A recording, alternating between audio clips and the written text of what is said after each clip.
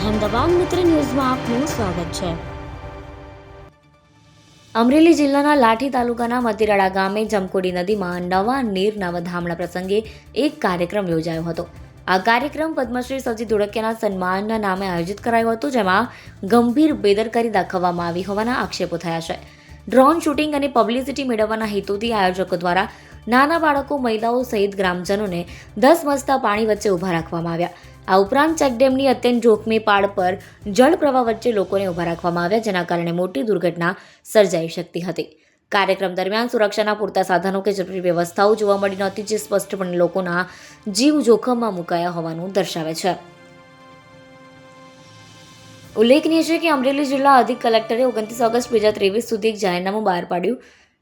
કલમ 163 હેઠળ પ્રસિદ્ધ કરાયેલા જાહેરનામા મુજબ અમરેલી જિલ્લાના જળાશયો, સિંચાઈ યોજનાઓ, નદીઓ, તળાવો, પુલ અને નીચાણવાળા વિસ્તારોમાં પ્રવેશ કરીને નાવા કે તટપાડી પર પહોંચીને જોખમી રીતે સેલ્ફી લેવા કે કેમેરા, મોબાઈલ શૂટિંગ કરવા પર પ્રતિબંધ મૂકવામાં આવે છે।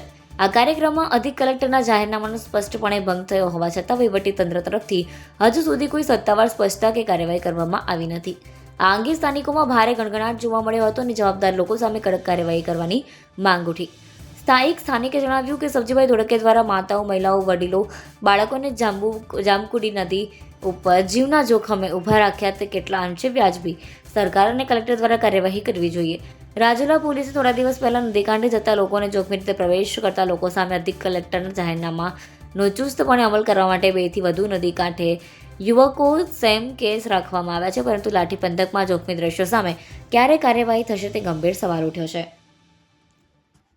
અહેમદાબાદ મિત્ર ન્યૂઝની યુટ્યુબ ચેનલને સબસ્ક્રાઇબ કરો અને બેલ આઇકોન જરૂરથી દબાવો, જેથી દરેક મહત્ત્વના વિડીયોની નોટિફિકેશન તમને મળતી રહે।